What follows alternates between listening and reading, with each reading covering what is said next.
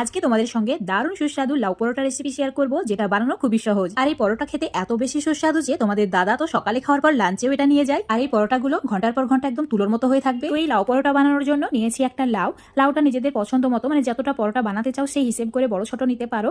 লাউয়ের টুকরো করে নেওয়ার পর এখন লাউয়ের খোসাটাকেও ছাড়িয়ে নিতে হবে আর একদম ছোট ছোট টুকরো করে কেটে নিতে হবে, তাতে এটা গ্রেট করতে খুবই সহজ হবে। এবার লাউয়ের যে মাঝে বীজের অংশটা আছে সেটাকে কেটে ফেলে দিয়েছি। এখন যেটা করতে হবে, লাউয়ের টুকরোগুলো খুব ভালো করে ধুয়ে নিয়ে গ্রেট করে নিতে হবে। আমি একটা বড় ছিদ্রের গ্রেটার নিয়েছি, তাতে ভালো করে গ্রেট করে নিচ্ছি। তোমাদের হাতের কাছে যেটা থাকবে সেটাতেই গ্রেট করে নেবে। গ্রেট করা হয়ে গেছে আর এই যে অংশটা আছে সেটাকে ফেলে দেবো। এখন সামান্য পরিমাণে নুন মিশিয়ে রেখে দিতে হবে, তাতে করে লাউ থেকে যে জলটা আছে সেটা সম্পূর্ণ বেরিয়ে যাবে। তো ঢাকা দিয়ে ওই 5 মিনিট মতো রেখে দেবো। 5 মিনিট পর তোমাদের দেখাচ্ছি। 5-6 মিনিট এভাবে রাখার কারণে খুব ভালোভাবে জলটা ছেড়ে দিয়েছে।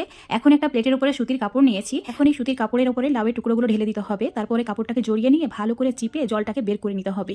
এই জলটা ফেলা যাবে না, এই জল দিয়েই আটাটা মথে নেব। তো এটা সাইডে রেখে দিচ্ছি। আর এই লাউয়ের টুকরোগুলো একটা বাটির মধ্যে নিয়ে নেওয়ার পর এর মধ্যে দিয়ে দিচ্ছি অল্প একটু পেঁয়াজ কুচি, কাঁচা লঙ্কা কুচি, তার সঙ্গে একটি শুকনো লঙ্কা ভেজে তারপর অ্যাড করেছি কুচি কুচি করে কেটে নিয়ে, আর হাফ চামচ একটু কম জিরের গুঁড়ো। আর অন্য কোনো মশলা দেওয়ার প্রয়োজন নেই। এখন সমস্ত কিছু ভালো করে মিশিয়ে নিলে এটা রেডি হয়ে যাবে। সাইডে রেখে দিচ্ছি। তারপর একটা বড় সাইজের বাটি নিয়েছি, এর মধ্যে পরিমাণ মতো আটা নিয়ে নিতে হবে আর দিয়ে দিতে হবে অল্প একটু কসুরি মেথি। যদি এটা না থাকে তোমরা ধনেপাতাও দিতে পারো, এটা দিলে কিন্তু খুব ভালো লাগবে খেতে। আর যে লাউয়ের জলটা বেরিয়েছিল তাতে আরো 1 কাপ মতো জল মিশিয়ে অল্প অল্প করে অ্যাড করেছি। তারপর একটা ডোবা নিয়ে নিয়েছি, তাতে আরো 2 চামচ মতো তেল দিয়ে ভালো করে মথে নিয়েছি। আর আটার মধ্যে নুন অ্যাড করিনি, কারণ ওই জলের মধ্যেই নুন ছিল, তাই নুনটা দেওয়ার প্রয়োজন হয়নি। ভালো করে মথে নেওয়ার পর ঢাকা দিয়ে 5-6 মিনিট রেখে দেবো, তাতে আটাটাও ভালোভাবে সেট হয়ে যাবে।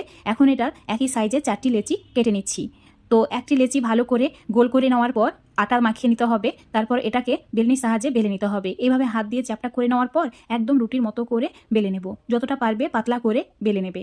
বেলা হয়ে গেলে একটা ছুরির সাহায্যে এইভাবে কেটে নিতে হবে। তারপর এইভাবে চেক করে দেখে নিতে হবে, একটা আঙুলের সাহায্যে ঠিক এইভাবে চেপে দিতে হবে, তাতে একটা দাগের মতো হয়ে যাবে। আর এখানে মিশ্রণটা দিয়ে দিতে হবে। মিশ্রণটা একটু বেশি পরিমাণেই দেবে, তাহলে পরোটাটা খেতে ভালো লাগবে। আর মিশ্রণ বেশি দেওয়ার পরেও কিন্তু এই পরোটা ফেটে যাবে না। ঠিক এইরকম করে ফোল্ড করে নেব। দেখো খুব সহজে ভাঁজ করে নিয়ে আঙুল দিয়ে চেপে দিতে হবে। তারপর ঠিক এইভাবে উল্টে পাল্টে ভাঁজ করে নিতে হবে। খুবই ইজি এই ভাঁজটা। আর এভাবে যদি পুরভরা পরোটাগুলো ভাঁজ করা হয়, একটাও পরোটা বেলার সময় ফেটে যায় না। আর প্রত্যেকটি পরোটা একদম বেলুনের মতো ফুলে উঠবে। সাইডগুলো ঠিক এইভাবে চেপে চেপে বন্ধ করে দিয়েছি। এবার উপর থেকে অল্প পরিমাণে আটা ডাস্ট করে নেওয়ার পর এখন এটাকে বেলে নিতে হবে। তো একটু আলতো হাতে বেলবে, খুব বেশি চেপে বেলার প্রয়োজন নেই। আর ঠিক নর্মাল সাইজের পরোটা বানিয়ে নেবে। দেখতে পাচ্ছ পরোটাটা একদম রেডি হয়ে গেছে আর একটু ফেটে যায়নি, একদম পারফেক্ট হয়েছে। তো এই পরোটাটা এবার সেঁকে নিতে হবে। সেঁকার জন্য তাওয়া খুব ভালো করে গরম করে নেবে। তারপর চুলোর ফ্লেমটা মিডিয়ামে রাখবে। মিডিয়াম আছে দুটো সাইডই উল্টে পাল্টে সেঁকে নিতে হবে। সেঁকা হয়ে গেলে উপরে সামান্য তেল বা বাটার ঘি, যেটা যার পছন্দ, দিয়ে দেওয়ার পর ভালো করে ব্রাশ করে নিতে হবে। তারপর এটাকে একদম লালচে করে ভেজে নেবে। আর হ্যাঁ, এই সময় চুলোর ফ্লেমটা একদম কমিয়ে রাখবে। লো ফ্লেমে উল্টে পাল্টে সেঁকে নেবে, তাহলে ভেতরের পুরটাও খুব ভালোভাবে সেদ্ধ হয়ে যাবে। দেখতেই পাচ্ছ খুব সুন্দর একটা কালার চলে এসেছে। তো এখন এটাকে একটা প্লেটের মধ্যে তুলে রেখে দিচ্ছি। আর বাকি পরোটাগুলো